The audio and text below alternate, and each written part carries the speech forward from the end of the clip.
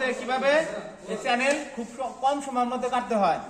প্রথমে আমাদের যে মাপ আছে, যদি 11 সেন্টিমিটার থাকে, এখানে যে 11 বা 10, আপনার যে সেন্টিমিটার আছে সেন্টিমিটার চেয়ে হালকা একটু বেশি নিব। বেশি নেওয়ার পরে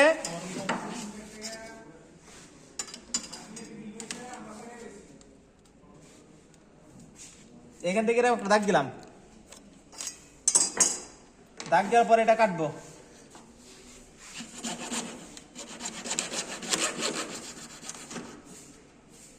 এই যে একটা কাটা হয়ে গেল। এটা কাটা হইলে খেয়াল রাখেন, এইটার যে ফ্রন্ট পার্ট অর্থাৎ উপরের পার্টটা, এটা উপরের পার্ট এটার সাথে মিলাই দিব।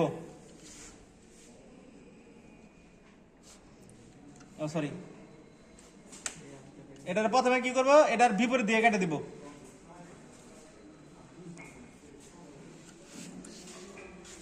একটা দাগ দিলাম। এরপরে এর যে পার্ট, এই পার্টটা এরকম যা আছে এরকম তার উল্টাই দিব। অর্থাৎ দেখেন, এটার ফ্রন্ট পার্ট আর এটার ফ্রন্ট পার্ট দুটা পাশাপাশি আসলো। আসার পরে এদিকে আবার একটা দাগ দিব। এরপরে এটার সাথে মিলে এটা আবার দাগ দিয়ে কাটে দিব।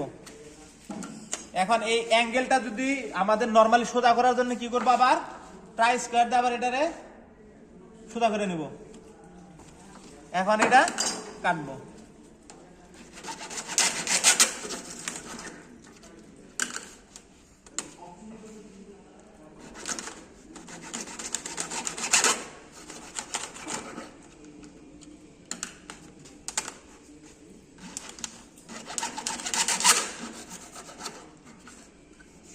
দেখেন, খুব কম সময়ের মধ্যে আমাদের যে অ্যাঙ্গেল এটা খুব সহজেই এতে কাটা হয়ে গেল।